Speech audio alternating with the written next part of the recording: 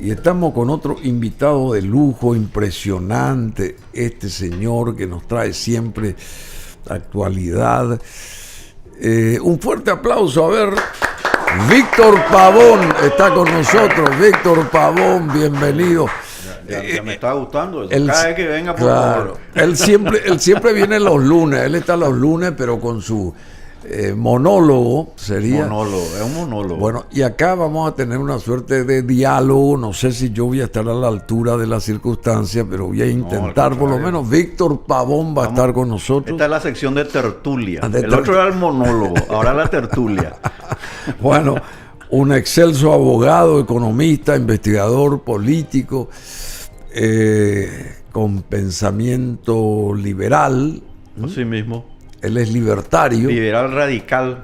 Radical. Radical. Él quiere. O sea que la expresión liberal radical es correctísima, Bruno. Él quiere ser presidente del Partido Liberal, ¿no? A mí me gustaría.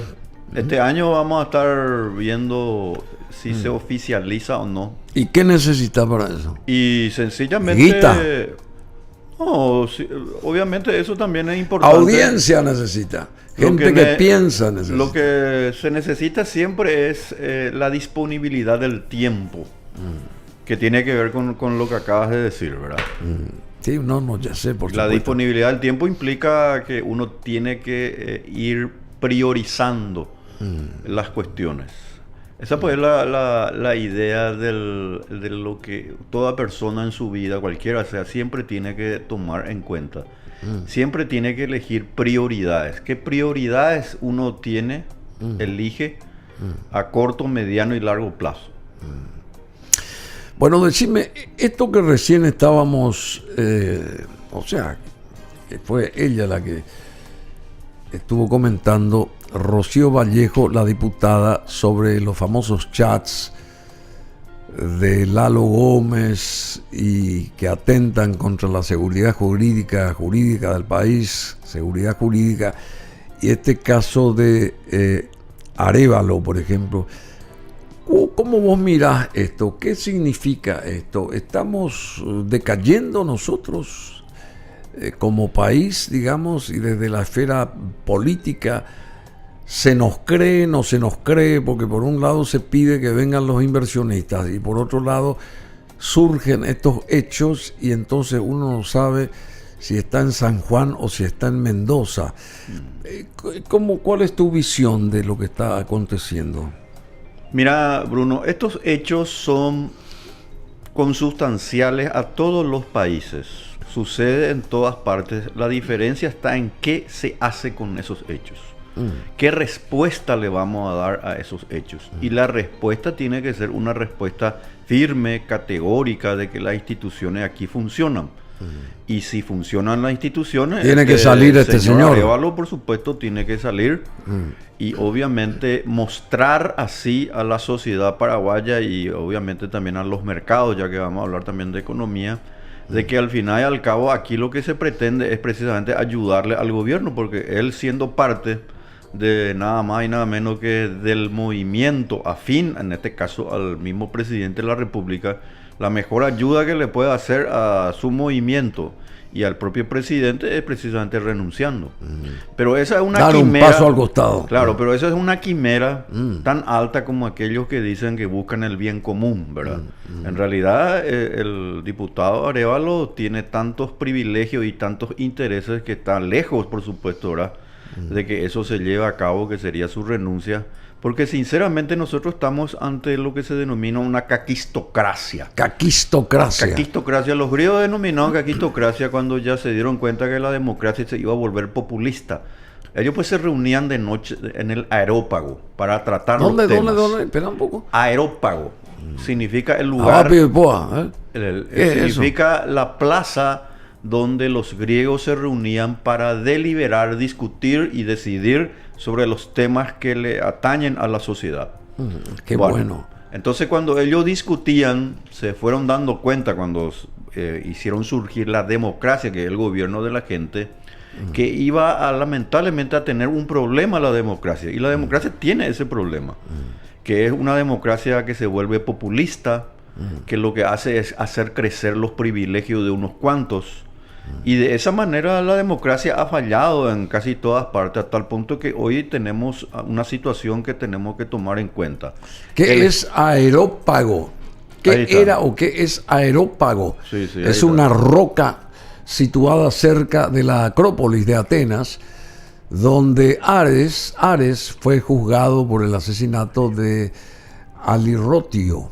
Así, el tribunal más antiguo de Atenas, compuesto por los antiguos arcontes, cuyas atribuciones se redujeron en el año 462 al 61 a.C., al solo juicio de los crímenes de sangre. Aerópago, es una plaza. Es una plaza donde fue juzgado ahí, como estaba precisamente diciendo este personaje, y otros temas se tomaban en cuenta.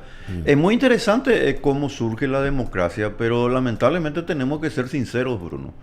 La democracia es un Dios que ha fallado, que se dice mucho de boca para afuera y que en todos los discursos se escucha y en los libros se repite. Pero la realidad es que lo que nosotros tenemos que entender es que tenemos que volver a algo importante. El Estado es una organización monopólica delincuencial cuyos servidores, los políticos y los burócratas, se convirtieron en una nueva monarquía. Entonces, este señor... En una nueva casta. En una nueva casta, como dice Milei. Esa expresión que usa Milei lo sacó de un libro de un gran pensador al cual yo también le sigo, ¿verdad?, que se llama Murray Rothbard. Murray Rothbard es el gran cultor, fue discípulo de von Mises, de lo que se denomina el anarcocapitalismo. Y en consecuencia, de luego, tiene razón Rothbard cuando le catalogó a los políticos y burócratas como una casta, es decir, un grupo privilegiado que se enriquece a costa de la gente. Y de esa manera, por supuesto, lo que busca es que el Estado cada vez sea más grande, porque cuanto más grande el Estado, más van a poder picotear, ¿verdad?, de las licitaciones, etcétera, que se puedan tener y los privilegios que eso te lleva. En consecuencia, ese es el tema de fondo que nosotros tenemos que abordar, Bruno. Si no, esto es un círculo vicioso. Mira, ¿y ¿acaso cuando salió González Dar no le vino y ya le reemplazaron otras personas? Sí, claro. Ahora va a salir Arévalo y acordate de mí, pero es una cuestión de lógica. Detrás de Arévalo hay 30 que están formando fila. 30 arévalos. Están desempolvando sus trajes. Yo también quiero estar ahí, están diciendo. Claro, decimos una cosa y este tiene que dar un paso al costado, entonces. Pero por supuesto, Arévalo, ¿verdad? Ese puede es impresentable. Vos sabés que, Bruno, a partir de ahora más todavía. Cuando se gestó la revolución inglesa en Inglaterra, 1688, y luego la revolución americana, había una cuestión interesantísima para estudiar nomás, como John Locke, que escribió sobre la gran revolución inglesa. Él decía, los hombres que estaban haciendo esos cambios eran ciertamente personas muy preparadas, en el sentido que manejaban mucho el sentido común, pero tenían una virtud que se ha perdido, que eran moralmente intachables. Algunos no eran muy ricos, otros ciertamente eran personas de buenos recursos, pero eran personas que sabían que la labor de gobernante era esporádico. Luego de un tiempo, te volvés a tu casa. Pero esta gente no quiere volver a su casa. ¿Por qué? Porque la Constitución Nacional del Paraguay le estableció a los senadores y diputados, a diferencia del presidente, le estableció lo que se llama la elección sine die, es decir, sin plazo. Entonces ellos pueden ser reelectos cuantas veces. Por secula seculorum. Bueno, pero ¿cómo ellos son reelectos? Porque con el dinero tuyo, el dinero aquí de lo que estamos, de otras personas, ellos van formando lo que se llama una casta de privilegiados, que son sus punteros. Los punteros son los que van a buscar los votos y tienen así totalmente cuadriculado, por ejemplo, una ciudad. Entonces, como esas personas nuevamente son parte nuevamente de la casta, vos necesitas como mínimo una cierta cantidad de votos que ya tenés asegurado. ¿Cuál es esa cantidad de votos? Para ser diputado, vos con 60.000 ya empezás casi a entrar. Para ser senador, 70.000 y así. Entonces, ¿qué pasa? Es una estructura tan bien montada, una suerte de esquema Ponzi fraudulento, que en realidad lo que hace es sacarle dinero a otras personas, y estas otras personas quedan totalmente como siervos de la gleba. O sea, fíjate esa señora que no pudo conseguir, por ejemplo, hoy probablemente, estoy seguro que fue así, no pudo conseguir su medicamento en IPS. Fíjate ese joven que quería trabajar y como el código laboral le impide pactar libremente, está desempleado o está en la informalidad. Fíjate lo que está haciendo Nenecho con la suba de tasas y contribuciones, barrido de calles, de plaza y parque, y no hay ni plaza, ni parque, ni barrido de calles.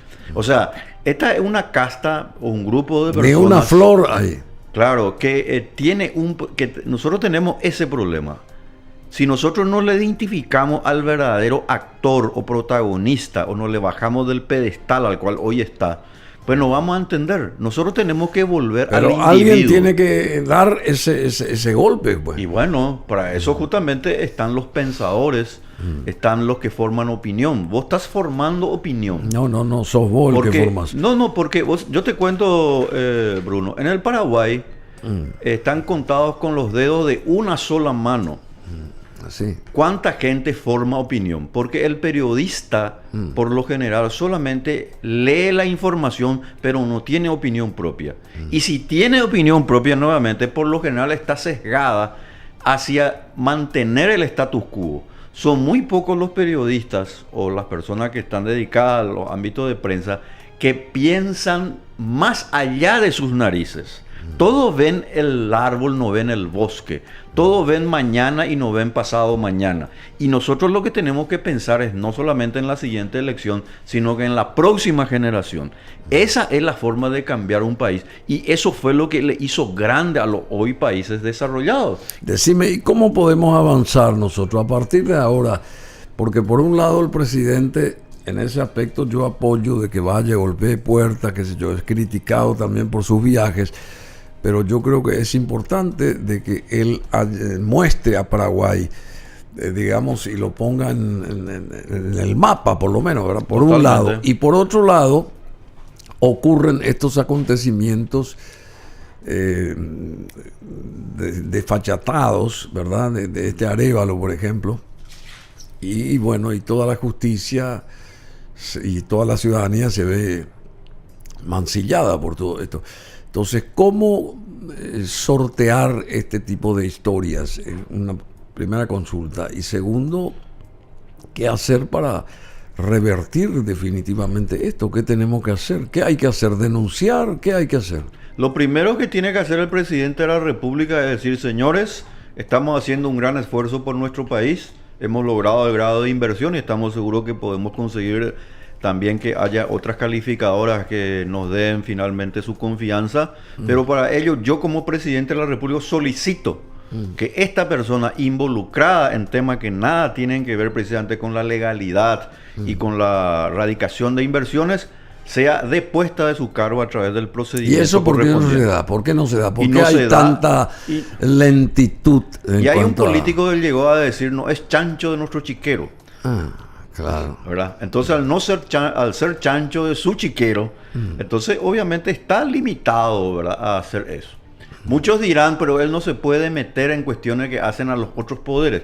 No es involucrarse de manera directa, sino que él es el presidente de la República. Lo mismo, te diría yo, ocurriría con el mismo presidente del Partido Colorado o con los presidentes de todos los partidos políticos. Deberían hacer una manifestación pública y decidida, señores, esto está mal y hay que corregirlo, sea quien sea.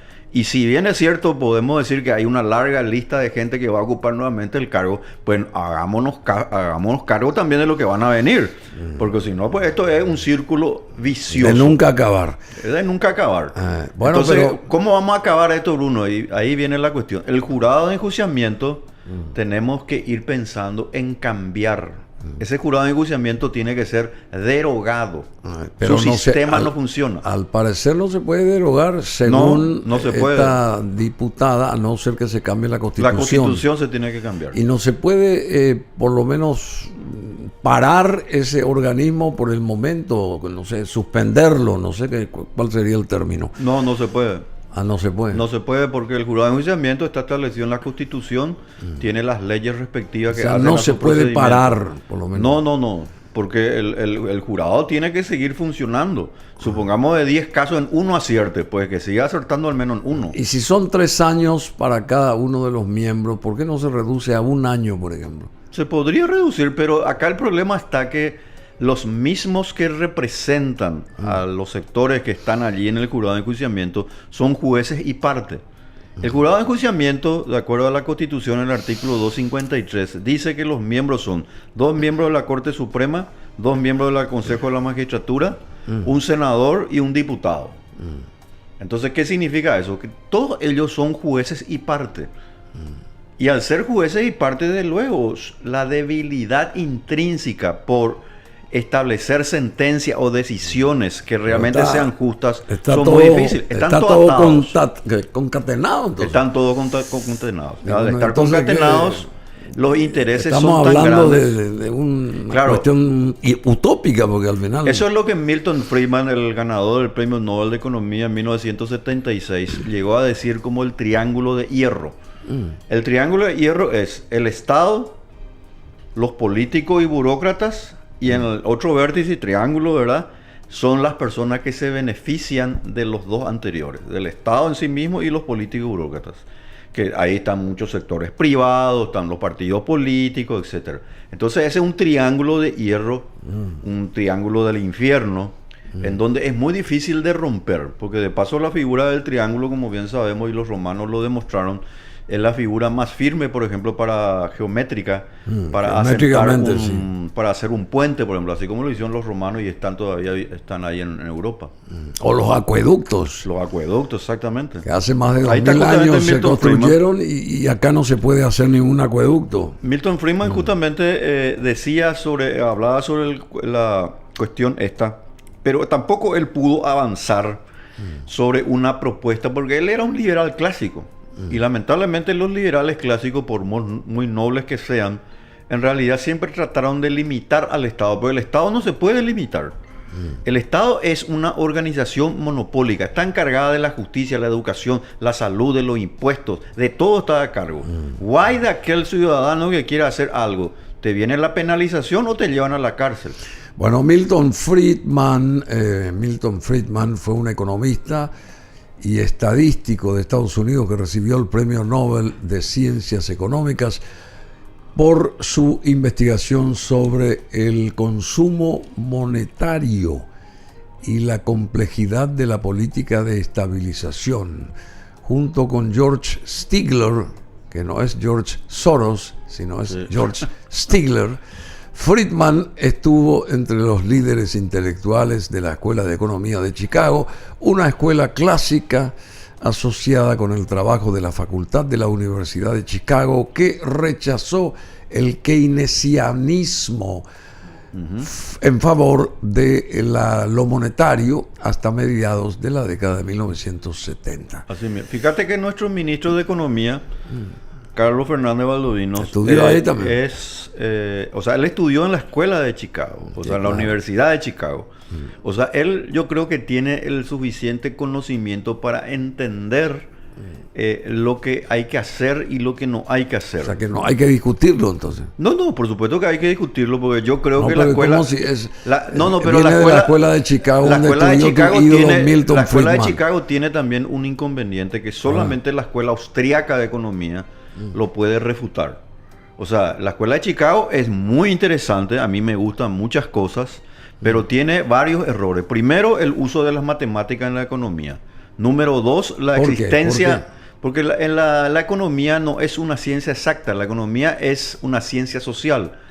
Y dentro del ámbito de la epistemología, que es el estudio de la ciencia, lamentablemente los tecnócratas hicieron de la economía una ciencia exacta. Y no es una ciencia exacta. Es sencillamente una ciencia social, donde uno puede hacer conjeturas sobre la acción humana y de esta manera establecer, ¿verdad?, en un diagrama de posibilidades, costo-beneficio, las acciones de las diversas personas, pero donde todas ellas nunca se puede saber de cómo van a actuar. Hay leyes como la oferta y la demanda que te van diciendo, si sube el precio, por ejemplo, menos personas van a comprar de un bien. Si baja el precio, más personas van a demandar. Son leyes casi naturales. Es lo que Adam Smith denominó como el sistema natural de la libertad, cuando todavía no se llamaba liberalismo. Así. En la época de Adam Smith la palabra liberalismo no existía, entonces él le denominó al sistema de la cooperación social, le denominó en su libro el sistema natural de la libertad. Qué lindo, che.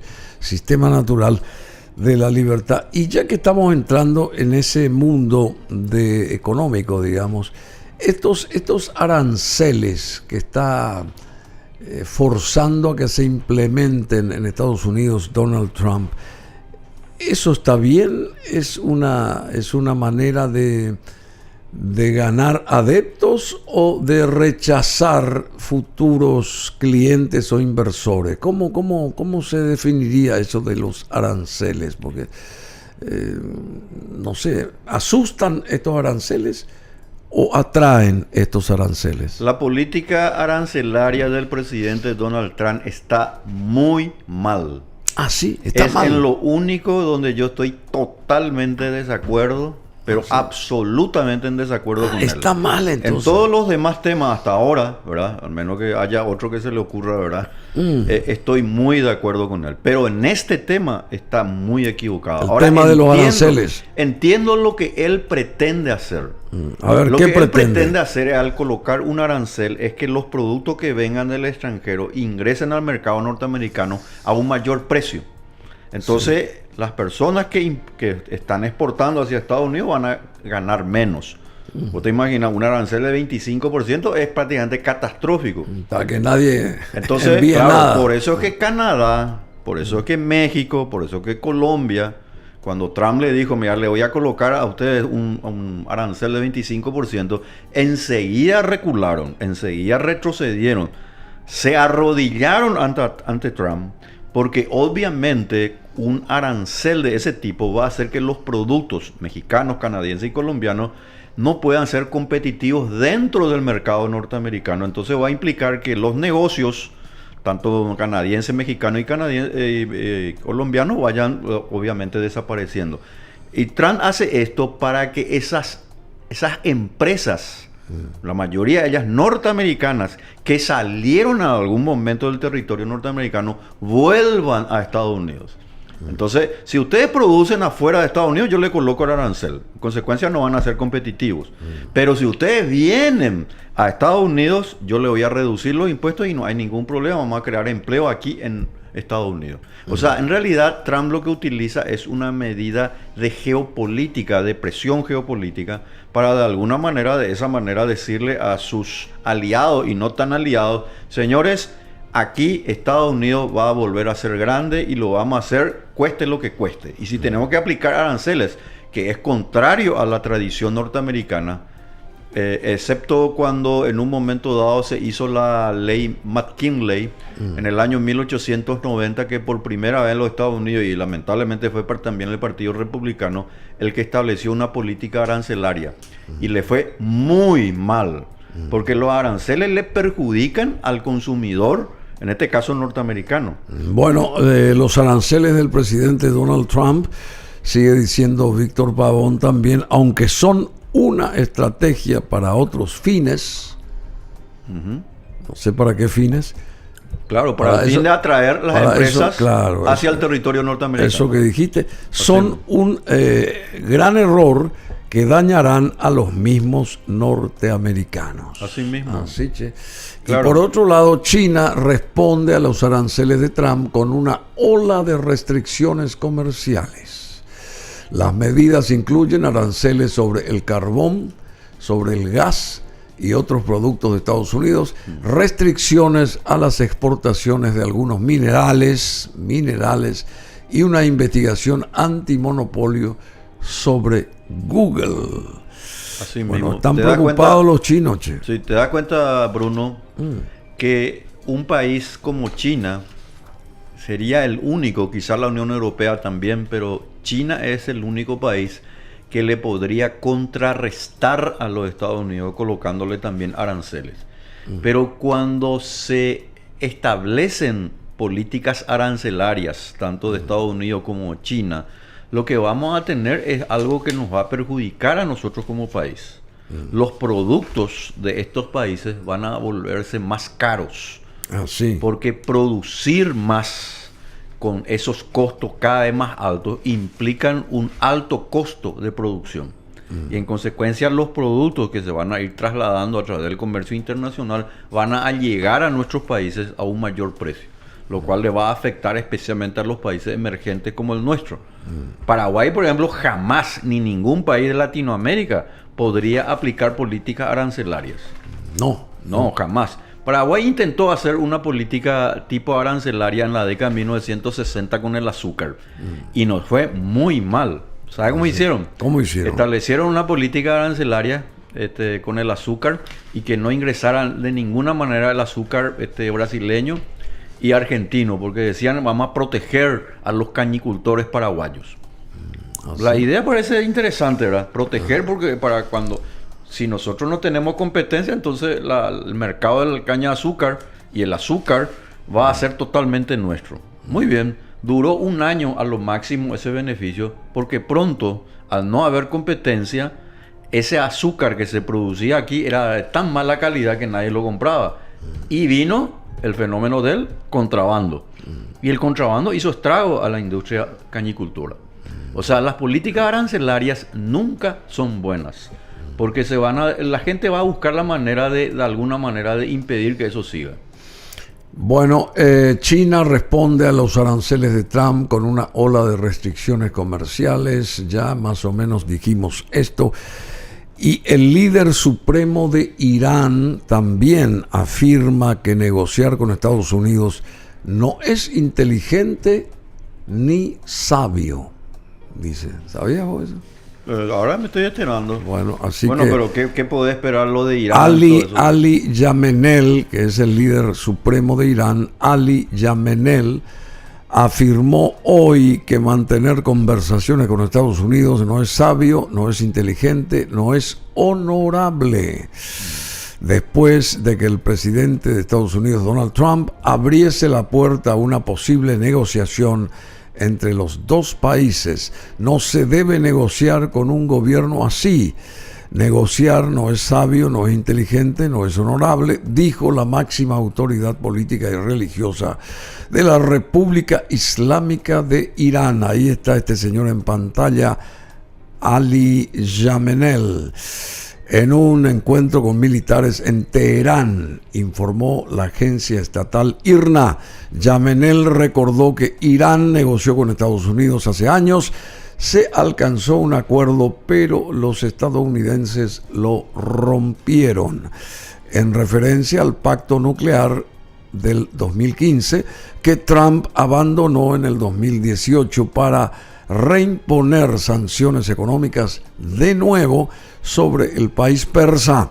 El religioso aseguró que en el acuerdo del 2015, que limitaba el programa nuclear iraní a cambio del levantamiento de sanciones, Teherán realizó concesiones, cedió, pero no logró los resultados esperados. Mira, esta gente, Bruno, iraníes, esta gente todas tienen boca sucia.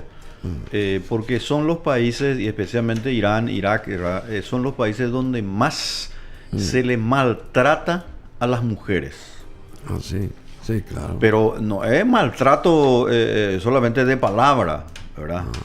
Es un maltrato que llega al punto ya de una violencia extrema, ¿verdad? En donde la mujer, por ejemplo, no puede salir ni tan siquiera mostrar el tobillo. Sí. No puede hablar en público, no puede estudiar. Tampoco estudiar. Se pueden casar a partir, ahora incluso vinieron a hacer algunas reformas, que no es ninguna reforma, ¿verdad?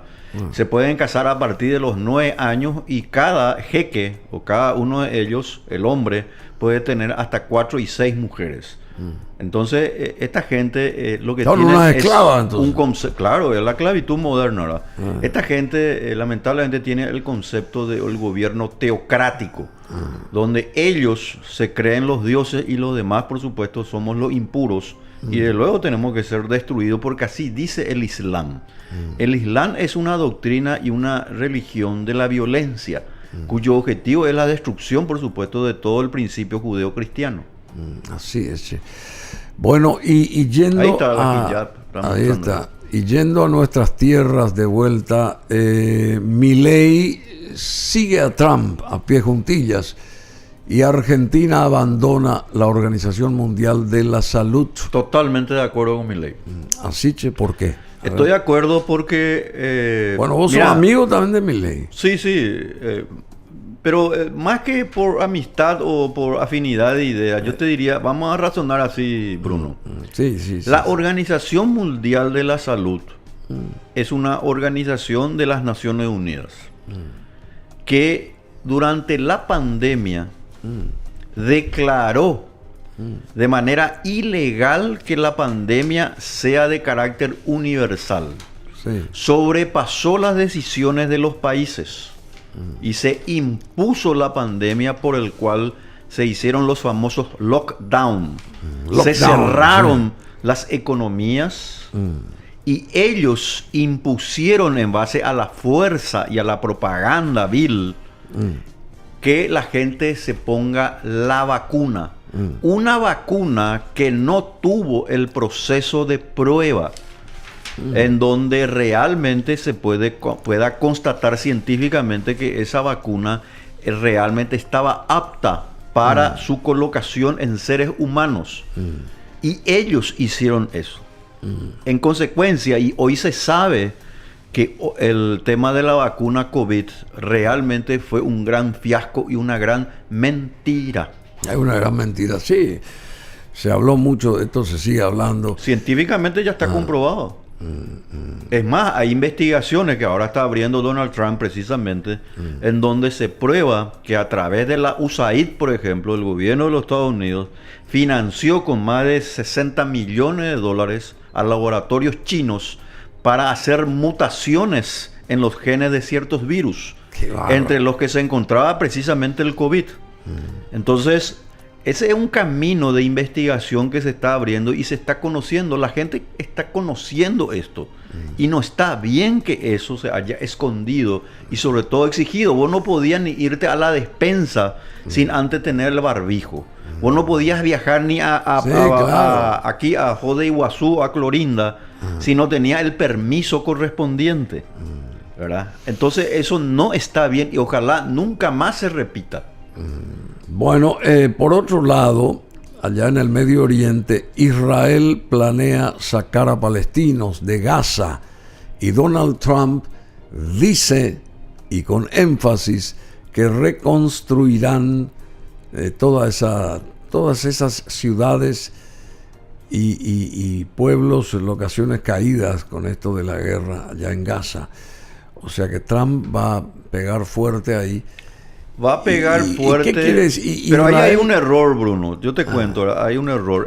Lo que pasa es que hay una gran confusión llevada a cabo de manera adrede, a propósito, de dar similitud a los palestinos con los grupos terroristas. Son desiguales. Pueden estar, y hay personas, ciertamente palestinas, que son de grupos terroristas. Sí. Pero es lo mismo que nosotros digamos acá en Paraguay, el EPP, vamos a suponer, ¿verdad?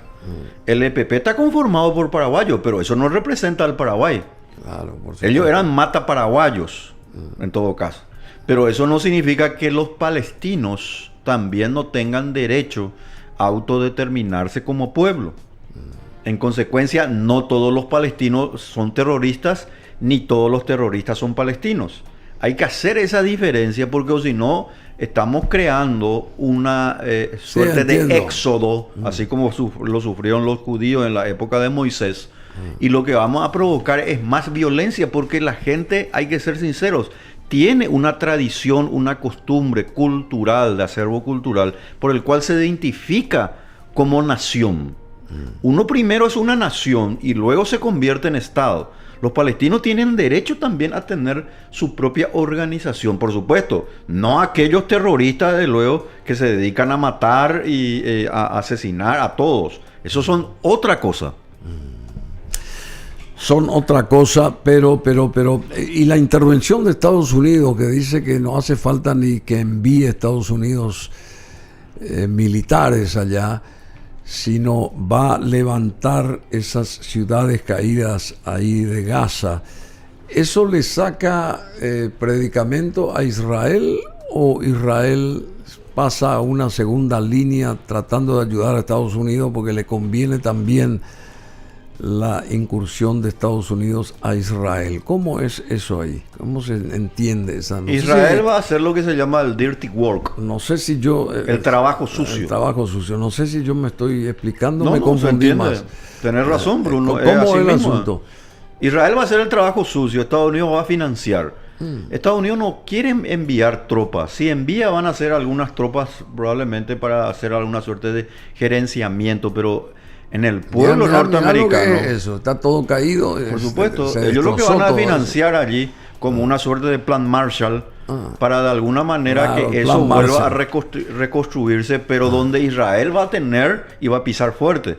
Estados Unidos va a ser realmente el que va a dominar realmente en términos económicos toda la situación. Pero vamos a ser sinceros, el pueblo norteamericano, más allá de Trump o de quien sea, ya está harto en el fondo de haber enviado a sus jóvenes a guerras que no tenían nada que hacer el pueblo norteamericano. Ahí está Corea, Vietnam, etcétera, donde miles de jóvenes, justamente esa generación de baby boomers, donde surgió el movimiento hippie y donde lamentablemente muchos jóvenes fueron criados sin sus padres y generó un problema de orden de valores en los Estados Unidos, el tema de la drogadicción y todo eso, ¿verdad? Es producto de que los Estados Unidos se involucró en guerras que no tenía en por qué haberse involucrado. Y eso lo hizo el Estado norteamericano, porque el Estado, como siempre sabemos, es un fenómeno monopólico y delincuencial. Solamente el Estado te puede a vos decir que tenés que hacer el servicio militar y vos no podés hacer nada. ¿Por qué te va a pedir el Estado que haga el servicio militar? Supuestamente en nombre del patriotismo. No, uno tiene derecho a decir, yo prefiero estudiar, prefiero trabajar y en todo caso hacer un servicio civil donde a mí me gusta, puedo hacer trabajo de armas, pero no hay problema. Pero lo que no te puede exigir es que vos no hagas, que vos hagas el servicio militar y si no lo haces, te sancione. Porque eso se llama servidumbre. Solamente en la mente estatista que nosotros hemos heredado, ¿verdad?, por el tema de las monarquías y que llegó a América y todavía no podemos deshacernos, está esa cuestión. El mayor expoliador monopólico, delincuencial, criminal que existe es el Estado. Te exige que le pague impuestos y que vos no recibas nada. ¿De dónde sale eso? Pues esto es una locura. Eso es lo que hay que acabar. Esto de los peajes que dice que va contra la Constitución, vos tenés una idea clara de lo Pero que por supuesto. Y el aumento que también ahora está organizando el Ministerio de Obras Públicas para aquellos que cruzan así por los garitos ahí para pagar el peaje, hay que inclusive aumentar ese peaje. ¿Eso está bien? ¿Está mal? ¿Cómo es el asunto? No está bien el sistema. Eso se llaman pasos de servidumbre. Que los romanos lo utilizaban ciertamente para dar paso de un lugar a otro y se pagaba un monto, un canon. Después surgió el término peaje, ¿verdad? Pero en realidad eso tiene que ser atribuido de acuerdo a la contraprestación que yo haga. No puede ser que el ciudadano que está allá en Loreto, Concepción, esté pagando por el peaje que está en Jovenau o que está en Canendillú. O sea, lo va a pagar solamente la persona que lo utiliza, pero no al Estado. Esa cuestión también tenemos que sacarnos. Esa ruta, ese puente, lo tiene que hacer el sector privado. Se le concesiona a esa empresa y de luego recupera su dinero.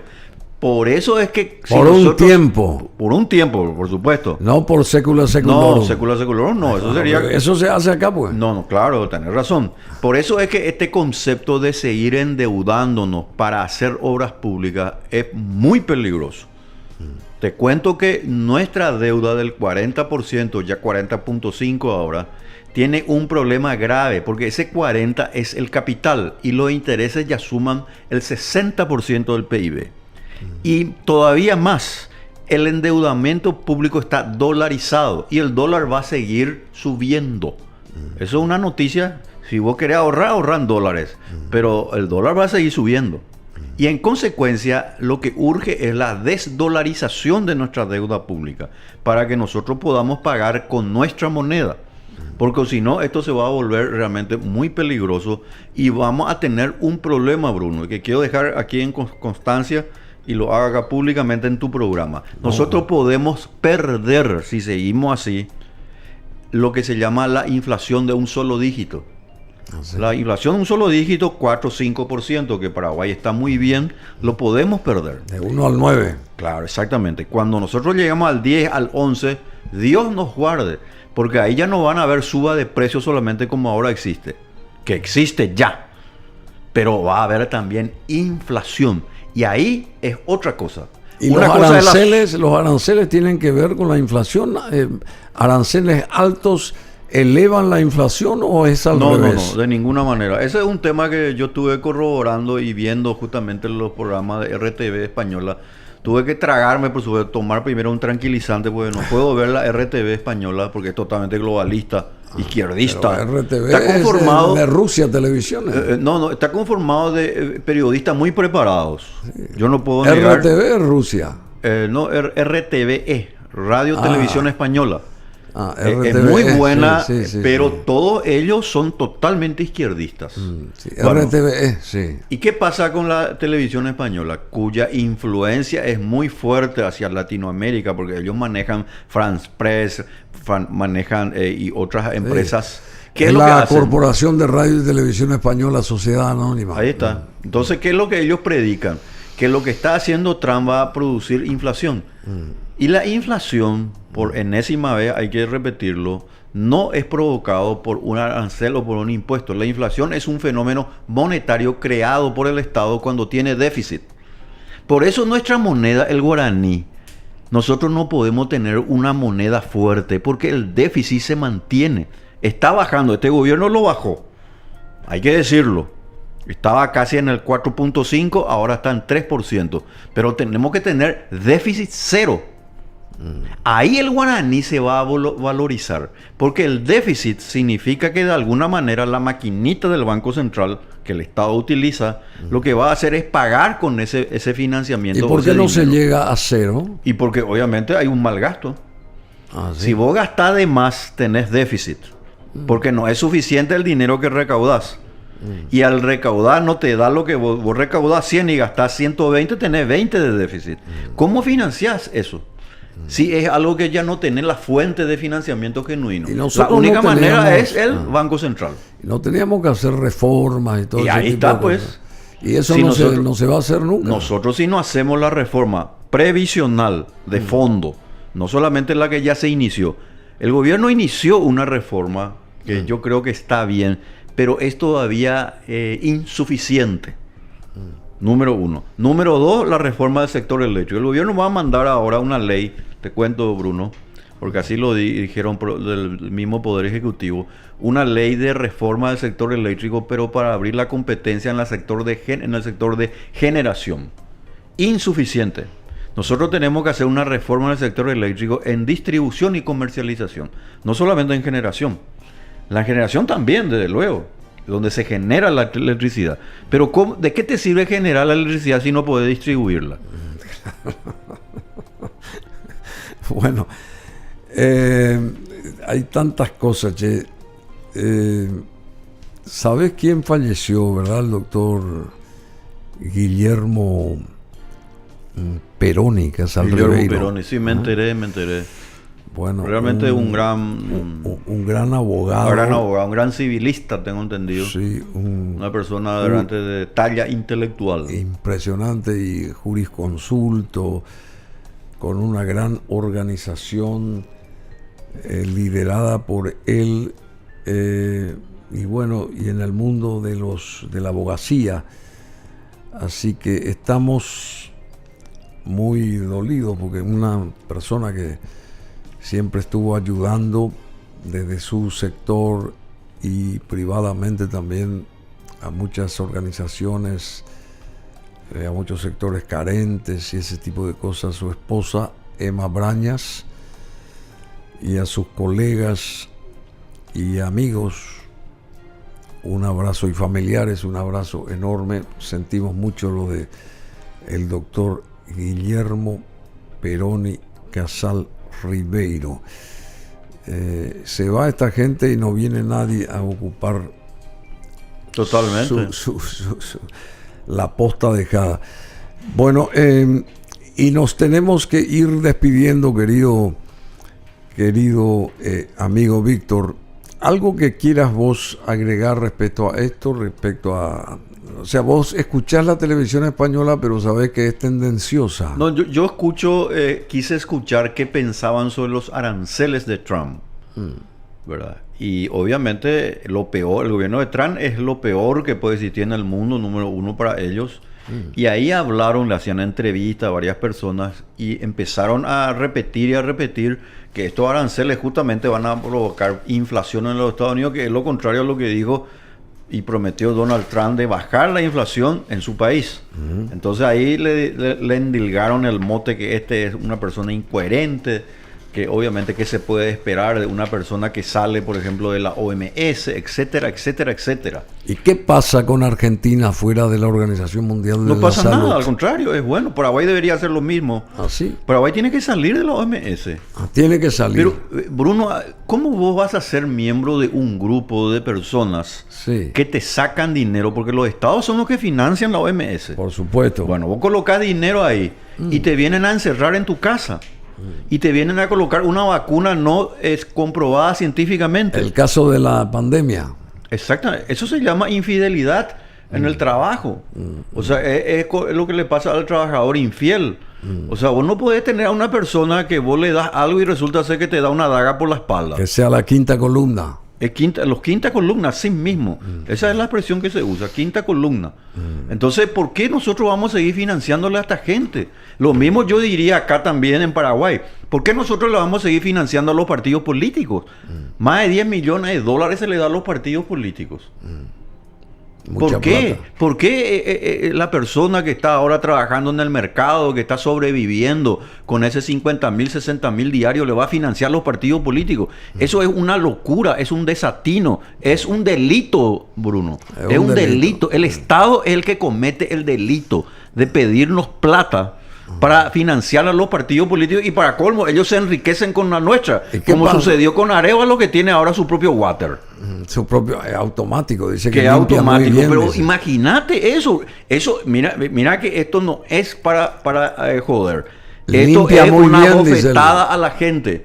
El gobierno por eso tiene que tomar carta en el asunto, porque la gente se va a empezar a poner cada vez más descontenta.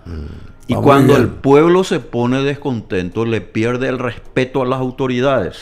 Decime, y si vos llegaras a ser presidente del PLRA y estás bregando también porque la justicia electoral no te dé los fondos suficientes para el partido, digamos, ¿cómo van a hacer ustedes? No, yo no aceptaría ya el subsidio electoral, aunque esté todavía vigente. ¿Ah, sí? Porque sería un acto de inmoralidad absoluta.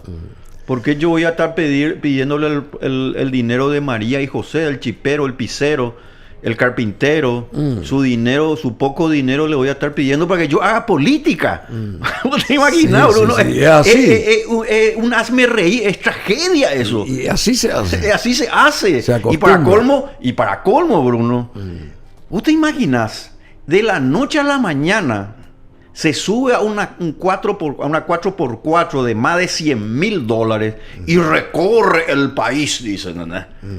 Pero que se vaya a recorrer con bicicleta si quiere, pero no con el dinero de la gente. No está bien eso. ¿Y dónde está el causante de todo esto? El Estado. Nosotros creemos que el Estado tiene que exigirnos a nosotros pagarle a los partidos políticos. Nosotros creemos que el Estado te tiene que hacer leyes. ¿Qué es el Estado? El Estado es una organización monopólica delincuencial que utiliza el dinero de la gente más pobre para que algunos se vuelvan ricos.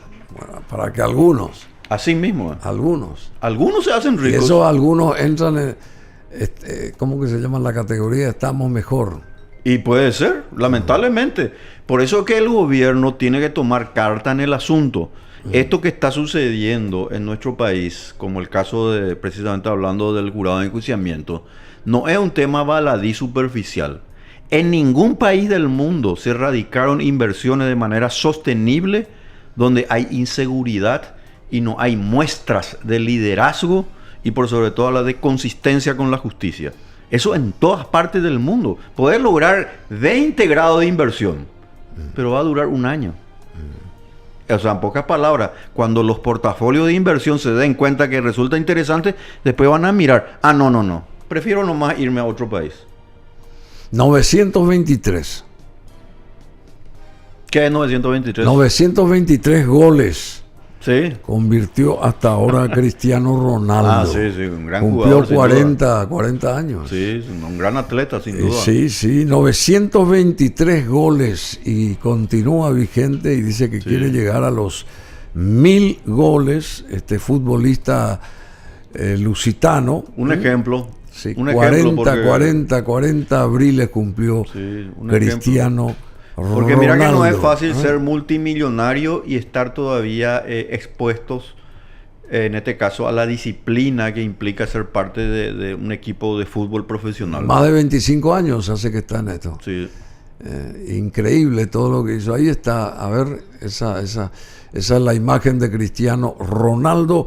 Convirtió hasta el presente 923 goles en los equipos más impresionantes, la Juventus, el Real Madrid, qué sé yo, no sé dónde más, la United, ¿cómo es? Manchester United, en todos estos grandes equipos, por todos ellos pasó este Cristiano Ronaldo, portugués, que también se laureó con todos los honores en todas las disputas, digamos, futbolísticas. Que todo le debe a su madre, como ¿sí? Él mismo dijo. A todo se lo debo a mi madre. Su madre fue la que le impulsora. Le tuvo así, ¿verdad?, contenido en sus inicios y que hoy tiene un problema lamentablemente de salud. Creo que está creo que Alzheimer. Pero que Cristiano Ronaldo permanente, de cada tanto la nombra realmente como su gran hacedor, ¿verdad? Realmente la mamá fue la gran hacedora, claro, por supuesto. Bueno, ahí se estrelló un avión en Sao Paulo, no sé si aquí José tiene las imágenes, en el centro de Sao Paulo, imágenes del momento en que una aeronave se estrelló esta mañana en una avenida muy transitada en la ciudad de Sao Paulo, en Brasil. Creo que fallecieron 2 tripulantes, digamos, o los que estaban viajando ahí, y 6, deja 2 muertos y 6 heridos este accidente aéreo en el corazón de Sao Paulo, una avioneta que cayó sobre un colectivo en una ajetreada avenida de la ciudad brasileña de Sao Paulo.